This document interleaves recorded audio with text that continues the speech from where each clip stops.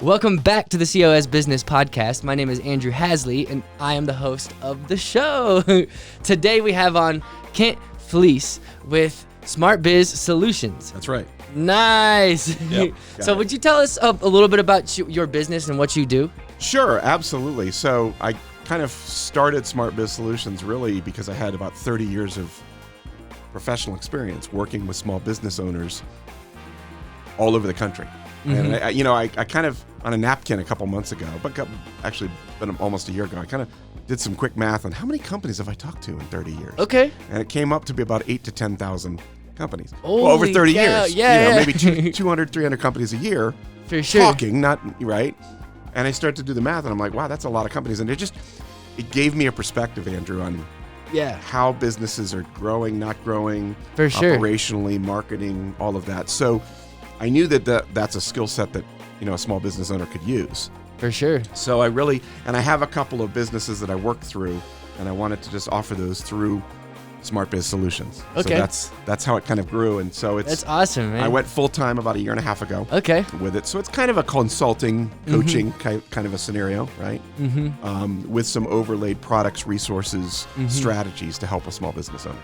That's fantastic. Nice. I can't wait to get more into that in this episode. Perfect. But first, I'm going to read the advertisements. Absolutely. Yes. So today's sponsor is my video production, Vehement Visuals. You can pronounce it without the H if you want. I just want to let people know that. Right. Apparently, it's actually pronounced without the H. I mean, it's typically pronounced without the H, like vehement. When you say that, you're supposed to feel it in your chest. But vehement is more memorable. Yes, exactly. Right. And I just like pronouncing it that way. It's my company. I can pronounce it however I want. Exactly. That's right. That's right. So if you want to pronounce it differently, though, you can pronounce it differently if you want to as well. Right. As long as they get the phone number right and your name right. Yeah, exactly. So we produce videos for businesses, helping them grow using the power of video, and also strategy behind the videos. Probably similar to what you do in certain ways too. Not exactly the same, obviously. Different businesses, different business models. But I do dive into the companies and really figure out how we can help them grow with video. That's the goal. No, absolutely. And it's funny because this is so spontaneous. Not a plug for you, but a plug for what you do. Because a key strategy, certainly in the last 10, 15 years, is always with a company to tell a story, right? Yes. To tell the business's story. And video does that in a way that it just simply can't be done any other way. Yeah, right? exactly. Yeah. It has to always be a component of a business marketing or an individual's marketing, right? If you're branding yourself. So I hire vehement video, right? Because you have to do that, right? Yeah, it's part of it's so important, absolutely it's part of what I don't provide that service, right? But I certainly tell businesses that's as part of what I'm doing when I'm working with them is, hey, listen, what's your story? And they might tell a very compelling story. Yeah. And I'm like, well, how come you haven't told that to anybody? Yeah. Right? Or maybe you find yourself telling it to people. What if you could just automate one-to-one, that? Yeah, right? yeah. Just one-to-one as they sit down casually. Yeah. Capture that. Yeah, so, for sure. Good for you. Exactly. I'm glad you get it, man. Yeah, because the story is the biggest element of the video part. It's everything. Yeah, it's everything. That's what people connect to. Yeah. And they have to connect to you before they want to do business with you. Absolutely. For the most part. Absolutely. Yeah. And there's elements out there, with how sales work. They have to. If you're working for a company that has built that know, like, and trust already, then you don't have to do that part of that work. But with my company, that's what I'm doing with Vehement, is being a company that is building that recognition, I guess. Sure. And, and then we can get all into that in this episode. But I'm gonna read the next ad. And the next ad is you're good. I love the interjections. I want them to happen. Okay. The reason I read them in front of the guest is in hopes of that happening, actually. Okay. And sometimes I'll say something in a way that really makes it where the guest kind of has no choice but to respond. And that is a strategy for the advertisements on this podcast. That's one strategy you could utilize as well. If you want me to read a 15-second to 30-second ad script about your business, promoting what you do, or maybe a cause that you want to promote, reach out to me, cosbusinesspodcast@gmail.com, or just Andrew Hasley on social media, and we can get that in the works, and you can have ad space at the beginning of every episode, or as many episodes as you'd like. And like I was saying, that was a strategy. That's one strategy you could utilize with the ad scripts. Having me design your ad script to where it bounces off the guest if you want to. It's just a creative, unique advertising opportunity that you could jump on if you wanted. All right, so that's the advertisements for today. I'm going to roll the intro music and we'll get started. Okay. This is a show where we have real conversations with entrepreneurs and business owners who are mostly in Colorado Springs doing things in the community of Colorado Springs. Bow, bow, bow. Chicka bow, bow. Do you have business cards? Did you bring any? Oh my gosh, they are in the car. Oh, we got to bring some so we can slap it on the wall. I will put them on the wall. Yeah. I'll get you some to put them on the wall. Nice. Absolutely. Yeah. So Kent, we actually met a while back. I mean, this summer. Sure, right. I guess that's a while. Seems like forever, does it not, with what's going on? Oh, right. yeah, for sure. Yeah. You were actually an extra in a video I was producing. I was. And for Brush Crazy, actually. Correct. And that was fun. You helped out with some of the behind-the-scenes stuff, too. Right. Actually, I think you're in my video for my company on my website right now. I think you have like a small half a second cameo of where you're passing stuff to Don. So I'm going to be famous, in other words. I guess so, yeah. Absolutely. And so I just realized that you have a small cameo in my video. I'm going to have to go look at that. Yeah. And it just it was some behind the scenes stuff when we were filming that day. And I appreciate your help on that, man. That was cool that you were able to help. Yeah. Yeah. So what's your business about? What do you do? So SmartBiz Solutions really, as I said, is kind of a culmination of experience and working in a sales and marketing role for 30 some odd years across the country in different markets, mostly talking to small business owners, not the national brands, not the big brands. And really, usually my role was to sit across the table like this with you, and we'd talk about typically the biggest problems. I mean, the biggest problems that small business owners face really are the same problems that Fortune 500 companies face, correct? For sure. But they don't have the resources. Main Street USA doesn't have the resources as a multi-billion-dollar company. Yeah. So, but there are always ways, as you know, you're doing this for yourself, and you're in Vehement Visuals. There's ways to grow and market and brand yourself, and it starts with telling a story and all of that. Yes. So SmartBiz. So through the years, I was always working in a corporate role, not my own company, but I was helping someone else. I was helping my corporate company market different marketing services, print, digital. So I was into all those spaces: digital, advertising, SEO, Google, social media, print. Before. What was the year that you started at this company? Just to add some context. Well, you mean my own company? No. Started doing that? The corporate company 30 years ago. Wow, it would have been 1987, 88. Okay. Yeah, 87, 88. Yeah. So pre-internet. Pre-internet, before Al Gore invented the internet. Oh, yeah. Right. So there was a lot of, but in that day, there was print. There was a lot of other, the print, whatever it was, whether it would be literally print magazine advertising, whether it would be events. I worked for a company that really distributed their publications through the entertainment and theater venues in the Boston area. And so I was also working with a lot of companies to help them kind of attach themselves to events that we did. So it was kind of event marketing as well too, right? Nice. But I've so really been doing that for a number of years, and didn't work for one company for all those years. Worked for a number of different companies, more freelance, kind of freelance in a way. Getting subcontracted by them? A couple of them, and then as I said, over the years, I had this entrepreneurial bent that I don't know where it came from. Okay. Because to be honest, I grew up in a family where my mom was a teacher. Was a teacher, honorable career, no problem with that. But it's probably the furthest thing you can imagine from owning a business. For sure, yeah. And none of our friends, no one I knew, no one was a business owner.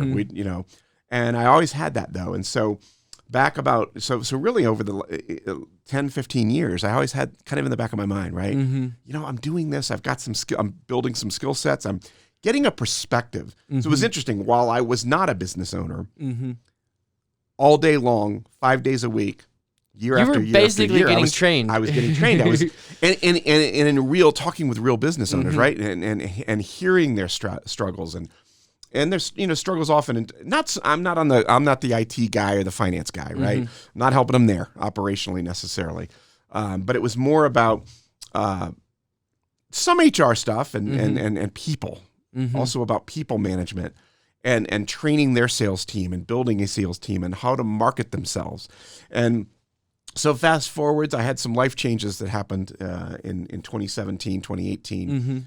That really caused me to jump out on my own and create SmartBiz Solutions and really say, I'm taking a lifetime of having really worked side by side with literally thousands of small business owners who all have, again, these similar issues of how do I market my brand? How do I grow my revenue? How do I motivate my sales teams to market our products or service, to produce? How do I go from here to here? And there were just, I recognized common themes, right? Both good and bad, unfortunately. If I can, I'll tell a quick story that maybe illustrates it. So about 5-6 years ago, I was working for a global digital marketing company here I wasn't based here in the Springs, but I was in the Springs, right? Okay. So a little small bookstore opened, a little small, used bookstore opens. Their margins are razor thin, right? And they opened at a little strip complex here in the Springs. Okay. I won't say the name of the company, but I think you have to really love books to start a book company in this day and age. Right. And it was, their story was a husband and wife, and their story was they really wanted to get children, reading again, right? Okay. So, and that's relevant because they were struggling a little bit. My company had helped them with their website, and my company had helped them do a little bit of social media advertising. I say my company, the company I was working for at the time, was helping them do that. And I went in one day, and this was soon after the website was live, and they were struggling a little bit. They had this wonderful, Andrew, you'd walk in and they'd have this wonderful little corner it was more than half the store. It was like a child, moms could leave their kids and they would have reading hour and all of that. And here's what I said to the wife, and I said, listen, go buy a doormat. Just go invest $10, $15, $20 and put a doormat outside your store, right, in the concrete that says welcome. And she goes, that's silly. How would that help? I said, trust me. Now, in that same complex, there was a coffee shop. So, right, parents would go and get the coffee, and they could take they knew it was a safe place. But a strip center, right? It's very institutional looking, right? All the storefronts look the same, the doors look the same. She did that. She did it anyway because I was like, it's $20. Who cares, right? About 3 months later, I walk in and she runs over to me and she says, I don't understand how that worked, but she said, first her business had grown a lot, and she said, here's what's crazy. Every single person who walks in my door mentions the doormat. Nice. What she was creating, which she didn't realize I was telling her to create, was she was recreating, right, the neighborhood. Right? The little neighborhood store that you could feel safe to bring your kids and they would sit and have happy hour, or not happy hour, reading hour, right? We have happy hour. The parents would have happy hour. Those are the sorts of strategies that I like to. Yeah, that's fun. You know what I mean? Sometimes it's not about how much money you spend. Yeah, definitely. Yeah. Too often I think business owners, the other challenge I see with that money thing is they'll spend a lot of money to market to new customers. And they're always marketing to new customers. Now, I'm certainly not going to say that you don't want to market to new customers, right? But what about all of the customers you have? What are you doing to appreciate them, to keep them, right, not going out the back door, going to someone else? We all, right, in this day and age, no matter what business we have, there's plenty of competition. My first client is still a client who I'm actually meeting with tomorrow to do another project. Good for you. I would bet, I may be wrong, I don't know this, right? I would bet that client has stayed with you, yes, because of your skills, but more importantly, they've stayed with you because you've in some way continued to connect with them. Connect with them, provide value, a lot of it, and, the way, there's a relationship that is built. That's the word. That's the word. And I wanted you to say it, not me. Nice. That's the word, because this may go against some people might challenge me in saying this. It is not enough to do a good job. It's not enough. For sure. Yeah. Too many businesses think, well, I do a great job. I provide a great service, add a value. People will keep coming back. No, they won't. It's not enough. And it, for sure, quite frankly, has almost never been. Yeah. But even now more, it's never been, because instantaneously we can find 50 of you. Quite frankly, I can find 50 of you right now. Oh, I know. That do what you do. I'll go find you then too. Absolutely. You know who they are. So even as a consumer yourself, right? You know, if you kind of reverse the roles, right? If I was you and you're I'm hiring the relationship I have with you. I'm not hiring. I mean, again, I don't want to discount especially your skill set with and higher your talent. ticket stuff too. Absolutely, no question with higher ticket stuff. So that's one of the areas that I help businesses, and I call it appreciation marketing. It's the lost art of building, maintaining, and nurturing the relationship, right? So if you nurture relationships enough in almost any business, except for like the click and even those, actually, I'll say no, not even those, you can move to almost 100% word of mouth referral business. Oh yeah, for sure. And that's the best business. Yeah. So my strategy with small business owners is to put plans and strategies and resources in place to help them do two things: to grow their company through what we're talking about, appreciation marketing, and off the wall, maybe not off the wall, out of the traditional norm of what they might think about. Anything we can do to help advance their story and define who they are. Sometimes companies don't know what they're marketing. They think they're selling X, but they're really not. Exactly. Does that make sense? Yeah. Well, you know? Yeah, for me at least. Yeah, for you're not marketing a video. That's just the manifestation of what you do. Yeah. Right? In this podcast, you're not marketing this. You're marketing the ability to allow someone to tell their story of their business or their personality or their brand to a wider market. That's what you're bringing to the table, right? Your ability to do that in a professional way. That's what I want. Yeah, right? What exactly. we really want. I mean, the old story of McDonald's. I mean, I don't know if you know the story. I mean, many years ago when McDonald's was first starting, if you've seen the movie The Founder, I haven't actually. Okay, so there's a scene in the movie where he thinks somebody actually asks him, do you know what business are you in? And he says, we're in the restaurant business. And they said, wrong. You're not in the restaurant business. You're in the real estate business. Now the franchisees, they're in the restaurant business. Exactly. But McDonald's Corporation hasn't been in the restaurant business for 40 years. They're in the real estate business. They go find the best locations, right? Do they not? They find great locations. They set everything up. That's the key. Yeah. So the point is McDonald's would not be where it is today, love them or hate them, successfully. It would not be where they are if they didn't recognize that what they really were was a real estate corporation, not a restaurant corporation.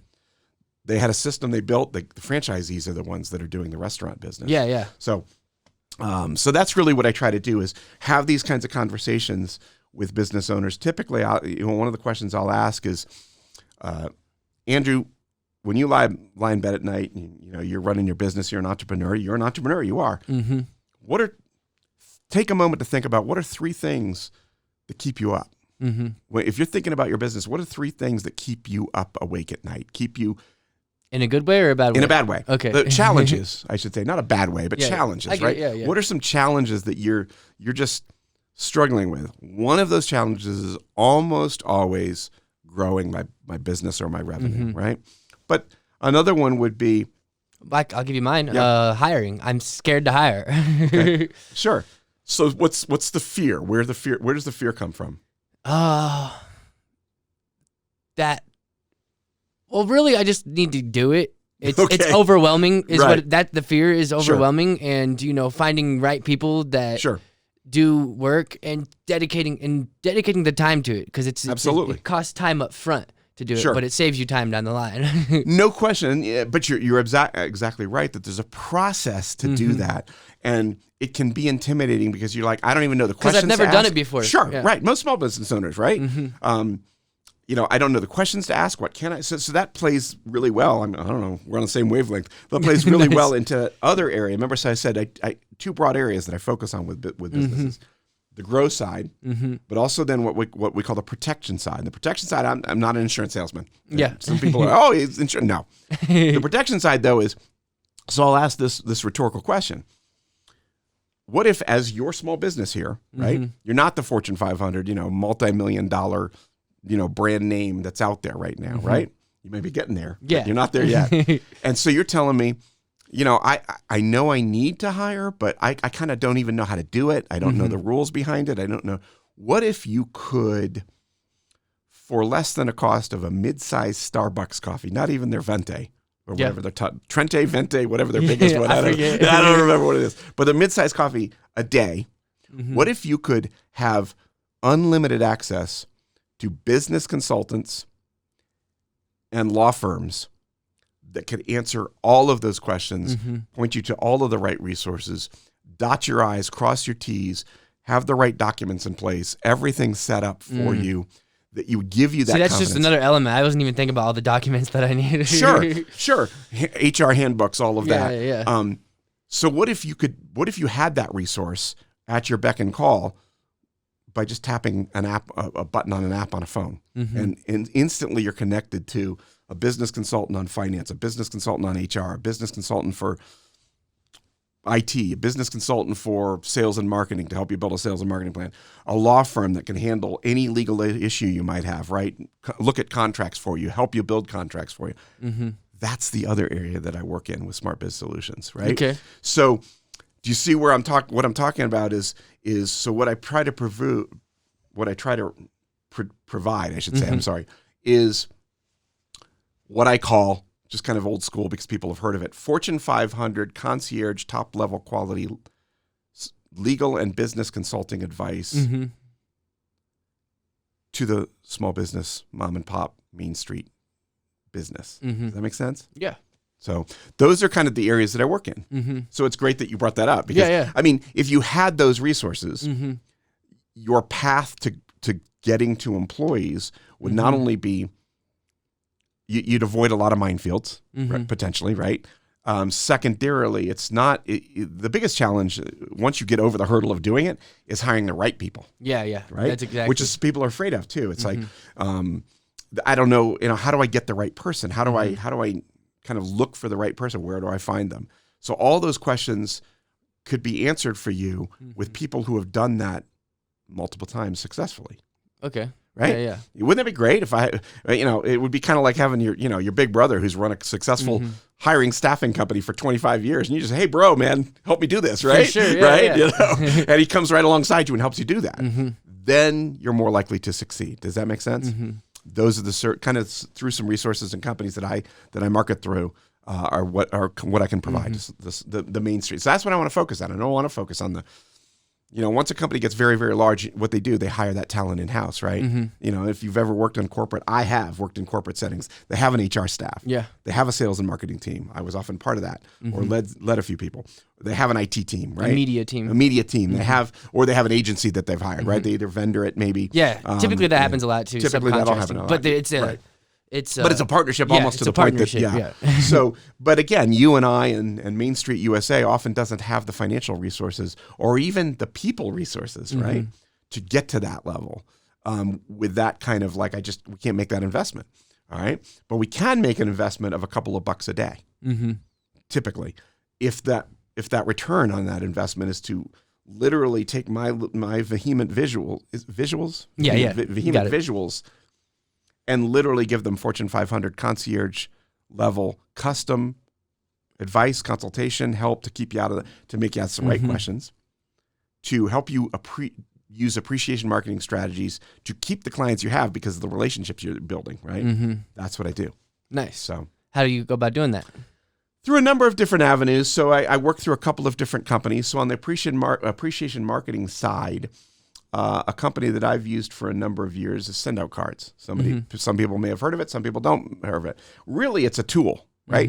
And that tool is a way to, through my phone, I could send. Through my phone, I can with a tap of a couple buttons, I can send a handwritten greeting card. Thank you, happy birthday. Keep the relationship going. Collaborating. I can send a handwritten thank you card in the mail. Sometimes for free, sometimes for about $1 or so, and I can do it in a few seconds. Does that make sense? So I'm taking old school and new technology, and we're marrying them. For sure. What I've found, and maybe you can agree, you're young a man, but the more that we've become connected, right, the less that we're connected. This is a connection tool, but it's also a disconnection tool. Yeah. Does that, right? You can't truly build a relationship behind texts and emails and Facebook Messenger and Instagram. That builds a brand, but it doesn't always build a relationship. It might get you followers. Followers, not a relationship, is it? Always. I think that with one-to-one video calls, the power in that is underestimated. It is, because it's still, that's part of that. I can't touch it. One thing I have, though, when I talk to marketers, I say, listen, or when I talk to a business about marketing, I'm saying, share with me, what marketing are you investing in right now that has a 100% open rate? You know what open rate is? Yeah. Okay. 100%. None. Yeah, there is. There's one. Okay. You get a card in the mail, what's the first thing you do? Okay, you open it. Yeah. Are you going to throw a personal card addressed to you? A personal card? No. Addressed to you. And what's I don't mean the postcard that is the realtor that's sending you the free meal. I'm talking about a card that's addressed to Andrew. It's in an envelope. Well, you open it. I mean, you open it. What's crazy is like some big companies have caught on to that. Sure, they have, and they've done that. And I've opened some of their spam, and I'm like, you got me. And that's you just hit on the key because too often this service it has to be that and inside of it and no agenda, no sales agenda, yes, no sales agenda. Exactly. It's relationship building, and that's so key. You just hit upon it, because too often when I have spoken or I'll implement this strategy, with this service into a company, and I work with small business owners primarily, they all of a sudden they start using it to send out postcards for their promos, right? Yeah. Or that obligatory, and I'm not knocking. This is not a knock on insurance people, but probably all of us at Christmas time coming up, right? I don't know if this has been your experience, but almost every year you get that card in the mail, that Christmas card in the mail from your insurance agent, and you open up the card, the greeting card, right? You pull it out of its envelope, you open it up, and it's kind of a form card, you can tell. And what falls on the floor when you open up the card? What is it that falls on the floor when you open the card? Their business card, right? Yeah.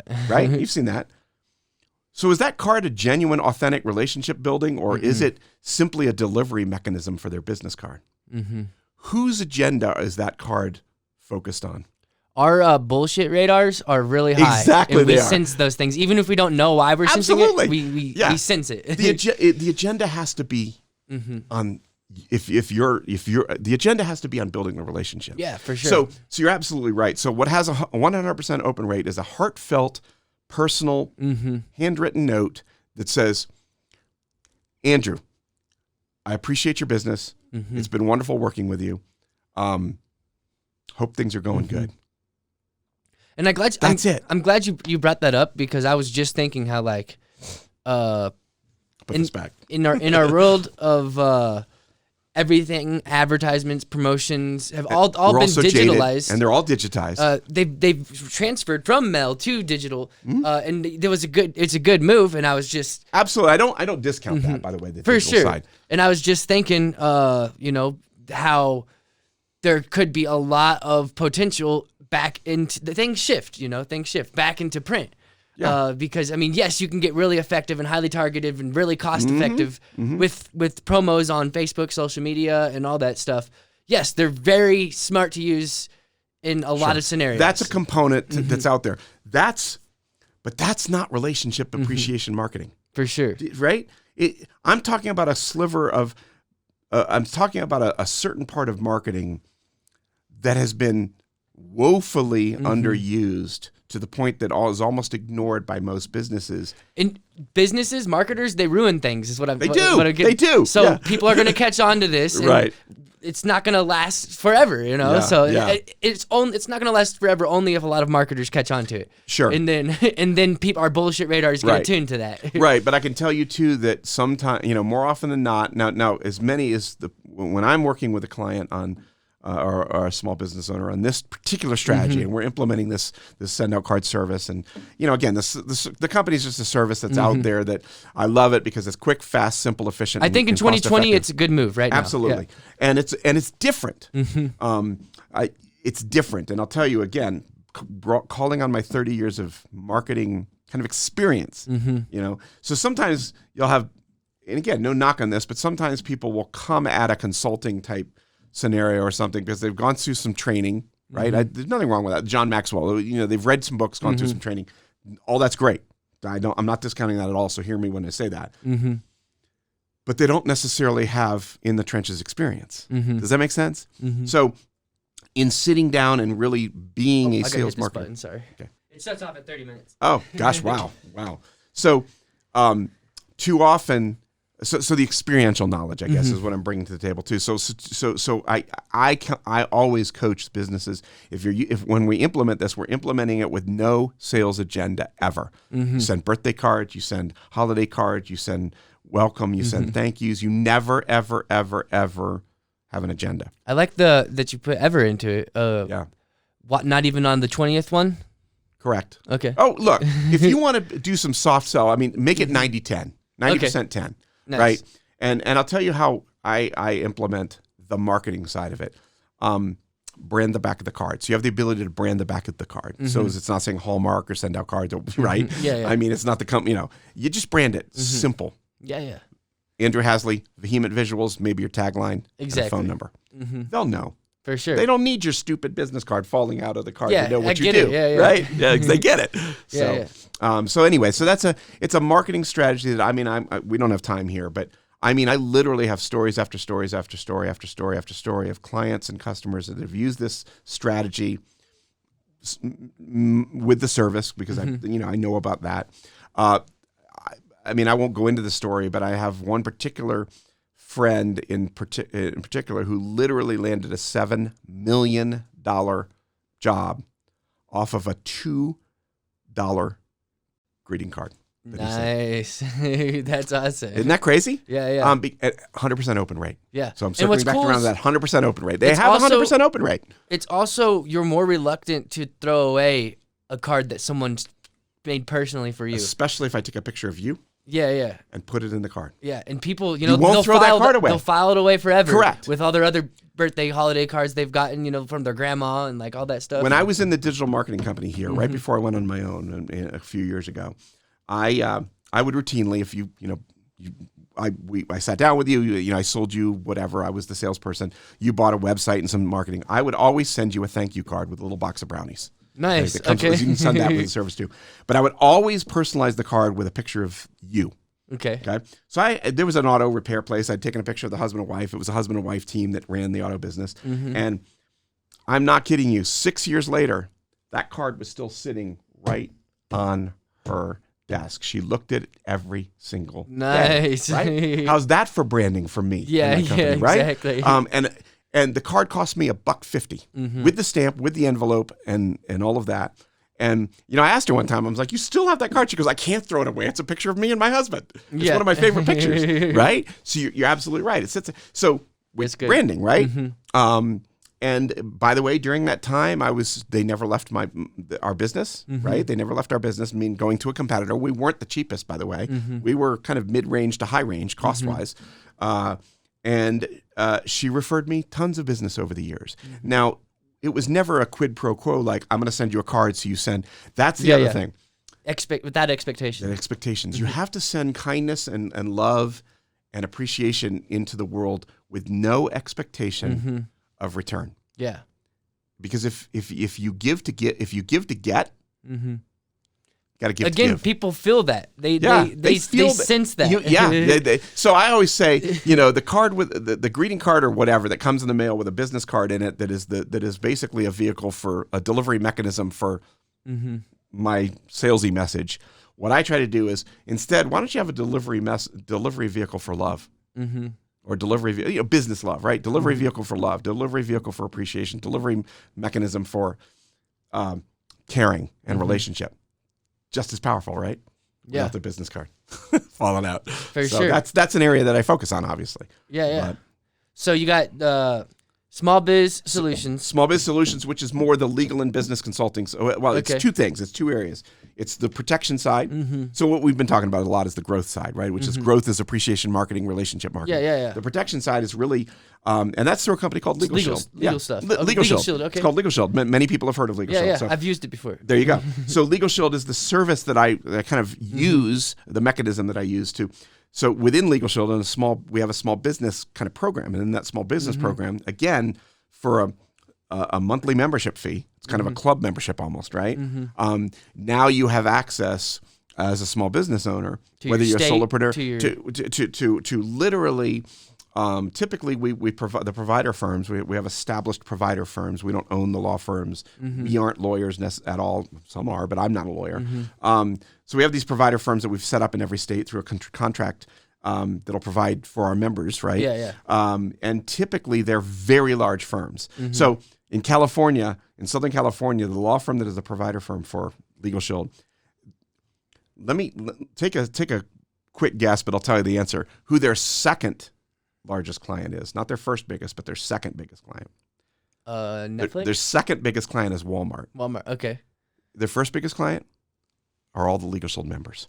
Oh, because it's like crowdfunding. Think about that, right? So if you have 75,000 plus people paying monthly into a fund, it's a SaaS product, is what it is. It's a SaaS product. Yeah. In a way, services, absolutely.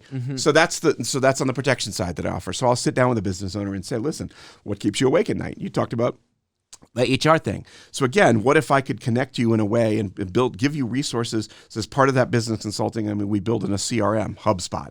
That's not our company. That's not, HubSpot that people have heard of as a CRM. But in other words, we build that into the service, right? So not only are you getting the business advice and consultation and legal advice and legal consultation, but now you have access.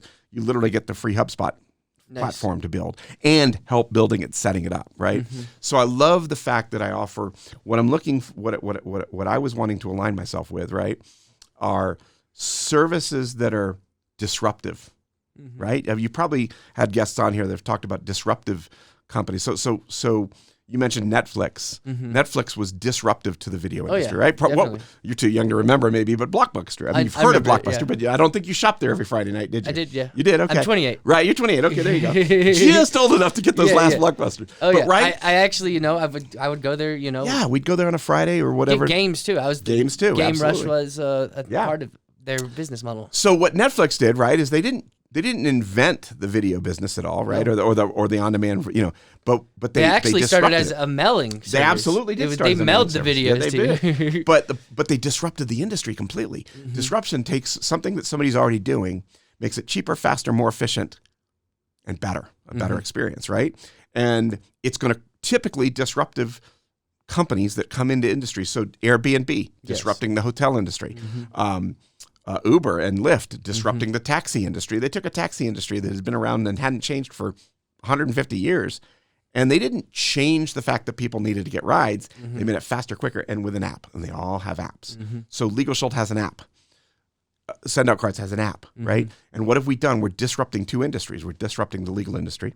Because here's the other thing on the legal side with Legal Shield. Who has access to attorneys right now? Very, very, high-end, rich individuals, wealthy individuals and companies, and maybe the indigent, poorer, who can get legal aid if they're in trouble. But what about the rest of us?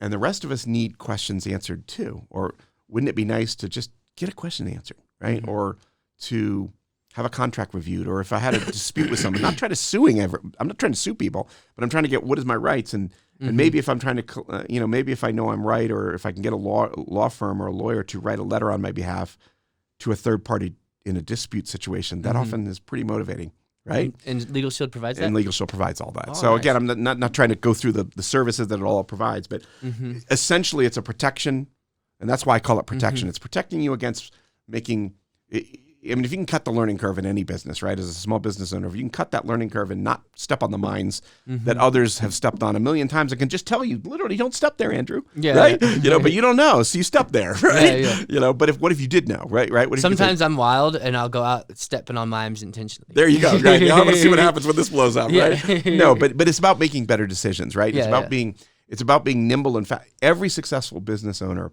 usually has, whether it's informal, formal, whatever, but right, don't they have a mastermind team? You got to have a good accountant bookkeeper. You got to have a good insurance person. You got to have a good IT marketing person or IT person or marketing person. You got to have a good attorney. You have to have a good, whether you hire, now the Fortune 500, they'll hire all that in-house typically, right? But you and I can't do that, right? So it's about, so that's ultimately, remember I talked about what is it that I'm marketing? I'm not marketing legal services. I'm not marketing a greeting card company. What I'm marketing is, or what I'm helping market so that I can help business owners is access to legal advice to keep you out of trouble or keep you compliant or to get questions answered or to help you in a dispute. Business consultation, right? So you'll make better business decisions. On the card side, it's not about the cardboard 4x7 card. It's about what it is, what it represents, the story it tells, right? So that's really, and I love what I do. I love sitting with a small business owner and saying, you know, I probably have a pretty good idea of what some of your pains are. You know, I don't want to be arrogant about thinking that. I want them to talk and tell me what those are, but I probably have an idea of what the main ones are, because there are always 2 or 3 of the same ones. And I can help you resolve those.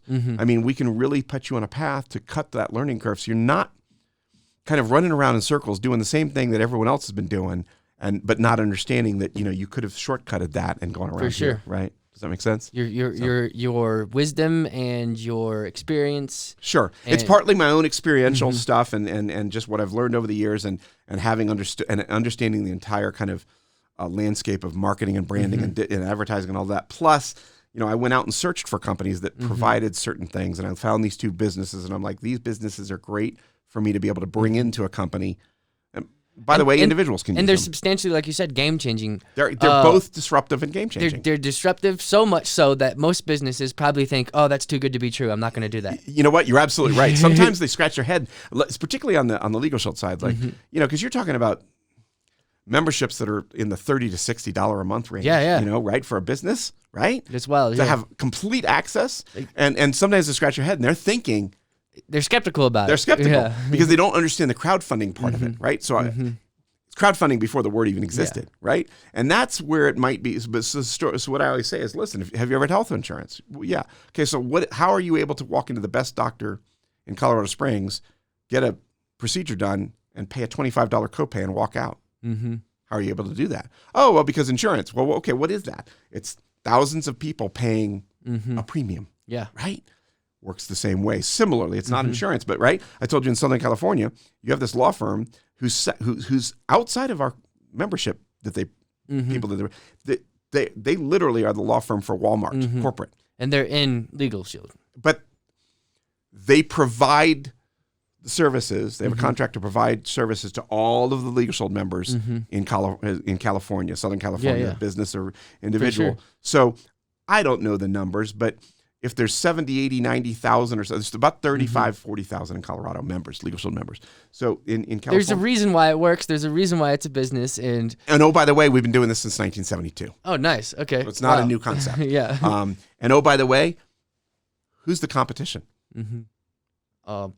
Nobody. Yeah. At least in that. Your competition is go talk to a law firm on your own. Exactly. The average hourly rate in America right now it's is really $300 an hour. It really does feel too good to be true. It absolutely does. And here's the other reason why they haven't done massive amount of advertising over the years. Yeah. Right. So people haven't heard of it. They did what most of us say we want is word of mouth marketing. Yeah. So Tesla does the same thing. Tesla does the same thing. Yeah. You don't see massive television ads. No car commercials for Tesla at all. And you know how many other car commercials spend millions of dollars every year on car commercials? Car, alcohol, a couple other categories. Such a waste of money. Having been in that business, automotive was one of the top 3 advertising spends from the 50s, from the 1940s, all the way through the 2000s. Yeah. You know. And Tesla's disrupt because Tesla's he disrupted everything. He's absolutely disruptive. They also, guess what they also don't have? Dealerships. And they don't have a... You can't buy a Tesla they're not really Tesla dealerships, right, per se. And there's such a strong connection to the founder. From the company. Absolutely. People love the brand. Founder story. They love the brand, you know. And each of the companies, and we don't have the time to go into them, but each of the companies that I'm kind of putting forth in my services has an extraordinarily compelling founder story. You know, nice. And one of the founders on the Legal Shield side, he's passed away, but the founder on the other side, he's still very much alive and is the chief visionary officer still with the firm. That's good. That's good. Anyway, so I was thinking of likening that to a software website called DistroKid. You probably haven't heard of them. I haven't heard of it. It's for musicians. Okay. Well, there was a disruptive company before DistroKid called CD Baby, and it was disruptive, basically allowing musicians to not have to go through a record label. What it did is CD Baby would distribute it on all the streaming platforms. They would also there was like it was kind of expensive though compared to DistroKid. Okay. And CD Baby was almost like too good to be true, too unbelievable. Well, the founder Derek Sievers of CD Baby and their competition called TuneCore, the founder of that, both left those companies, and they both have reviews on the DistroKid company saying, you guys should use this company. You guys should use this. Not Even though we were CEOs over here, you should use this one. Yeah, well, what happened is, you would pay per album that you would want to release and per release for CD Baby and TuneCore. Oh, gotcha. And it was still cheap, like $50, and it would be distributed. It would have all, like, everything that you needed to start making money off of your music on the streaming sites, on YouTube, on everywhere. They did all of that. They pushed it, and you could even get physical copies from them too. And you could order physical copies and have them built. They can even distribute them to 5,000 brick and mortar stores too, as well. On top of that, and they could get crazy. They could get you on all these platforms. Well, DistroKid comes along. It's $20 for an entire year to unlimited distribution, unlimited songs, unlimited you just upload it to there, and they keep track of the royalties. They keep track of everything. They make sure you're getting paid out. They make sure you're in a music BMI. Yep. And BMI, I'm familiar with. Sure. Yeah. And they make sure you're in one of the actual registries. Right. And all for $20 for a year. Yeah, and you scratch your head and you go, it's unlimited. How could they do that? Yeah. How they can do that is we live in and that's where I love the technology and the ability to be connected, right? And that's what it's all about with the infrastructure and DNA that we all have now through the internet and our phones and connections and social media thing. They're able to do that. Absolutely, it's disruptive in that way, right? They're literally changing how. I still remember the Napster days way back in the day, exactly. Right? But they're still so they found a way to take, again, it's faster, cheaper, more efficient, more cost effective, and more effective, right? And people will gravitate toward that. People will always gravitate toward that. And people have started to gravitate toward it. I can see why. I mean, I don't even know the industry very well like you do, but I can see where that would be enormously seductive to move to that platform, and they're banking on the fact that. They're going to get enough, and then they're going to have. They're going to be the biggest one, right? And they're the first one too. On top of that, obviously they're iterations of those other two companies. Sure. But they're going to be so big that their competition won't be able to catch up to them unless they make something that's even better. Right. And so many businesses these days, the holy grail for a lot of businesses, small or large, is a subscription model. Recurring revenue. Yeah. Getting into, trying to find a way. How can we have a subscription model? This podcast has a subscription model. There you go. We have two people, $5 a month. Okay. Well, there you go. Yeah. But you start small, right? Yeah. But it's the same I was concept. adding value. It's extra because the show is free. Yeah. But I was like, okay, I made a Patreon, which is Patreon. Sure. I know. Yeah. Which is basically a way to turn your creative endeavors into a monthly subscription. Which was also disruptive, right? I mean, I think that going forward in the future, the companies that will succeed, prosper, thrive, do well, not just for themselves, but because they built a better mousetrap and because they're helping and serving a larger amount of people, will be those who have found a way to disrupt whatever industry that they're approaching or attacking. Yeah. Not reinvent the wheel. I mean, this disco, what's it called? DistroKid. DistroKid. Yeah. I'm sorry. DistroKid hasn't invented, moving music to the masses. They found a better platform to do it. Yeah, right? exactly. So they're disruptive in that industry. I mean, Uber didn't say, hey, we got a good idea. People want to go from A to B in a car. They didn't invent that taxi. There was actually three other. There were other Ubers that. And Lyft came out before Uber. Actually, yeah. Lyft was a company before Uber even existed. See, exactly. Yeah. It was the execution, though. I mean, it was the founder, and absolutely. So not only can you have to be disruptive, you also have to. You do. I mean, again, at the end of the day, you still have to have some talent, some skill, and some abilities. Exactly. Yes. And we don't want to discount any of that. I don't want to discount any of that in any business or any. But ultimately, it's also what makes you unique. Both the story and your execution. I mean, again, there have been so many attempts at building solar cars over the years. For sure. So why is Elon Musk finally having success in a way that no Why one else is he did. able to do that with multiple companies? Correct. Correct. It was right. It's not just it's the solar panels. It's the SpaceX stuff that he's doing. All of the stuff he's doing. So you got to scratch your head and you say, well, some of it is him. What did we talk about earlier on? We talked about at the very beginning. We're talking about his relationships, and he builds strong relationships with his people. You almost feel like you know him. You don't. But you almost feel like you know him. And if you think about it on a PR way, he's made a lot of cameos on a lot of big hit shows like Big Bang Theory. Oh, okay. I don't watch TV, so I don't know. And a lot of cameos, like on like he was like over the last 10 years. If you look at his record, he's built up a resume of appearing on lots of shows. Yeah, well, at least a handful cameos, and he's built up. You can see a strategy he has going. He's really wanted to impact deeply, and that's why within 8 months he went from the 30th richest person to the second richest person. I don't know if you know that, but I knew he had eclipsed almost everybody except for like whoever it is, Bill Gates. Freaking wild, man. Yeah, that's crazy. 100 billion in 8 months. Now some of that is a stock valuation though. Stock valuation. That's a little bit iffy sometimes. You don't know what that is. But no question, however, that he has mastered the art of understanding that no matter what we do, and again, this is what I talk to businesses about, no matter who you are, no matter what you sell, no matter what you market, no matter what you build, no matter what you provide, at the end of the day, it's brand you. It's you. And if you don't have an ability to connect with and build relationships with, all of the stakeholders, whatever we want to call them, customers, vendors, potential collaborators, whatever, you're always missing that piece, right? Yeah, for sure. You got to have that, right? I'm gonna let that go through. We're just gonna let that go through. Yeah. No worries for me. I'm gonna cut that off. I'm gonna cut it out. But we have to start wrapping up here soon, anyways. I appreciate the time and all man, that. I love it. Yeah, this is a really good conversation. Good. Maybe I can program the sound. There you go. Hack it. And program the sound. Well, all right, man. Yeah, this has been a really good episode. Where can people find you? So thank you. I appreciate that. The best email address for me is just smartbizanswers at gmail.com. Smartbiz, B-I-Z. Smartbizanswers at gmail.com. I'm building some social media platforms. So right now I just have my personal Facebook and Instagram. I have a YouTube channel that I'm building, but I'm not really out there yet with a ton of stuff. Maybe you can help me with that. Yeah, maybe. Absolutely, maybe. And I have a local phone number. I don't know if we give those out at all on the. If you want to, go ahead. So it's local 719-671-4073. Okay. Reach me directly. Hi. Well, sweet. You guys know what to do. All right. Thanks to everybody. So this has been the COS Business Podcast, and we'll see you guys on the next episode. Thank you so much.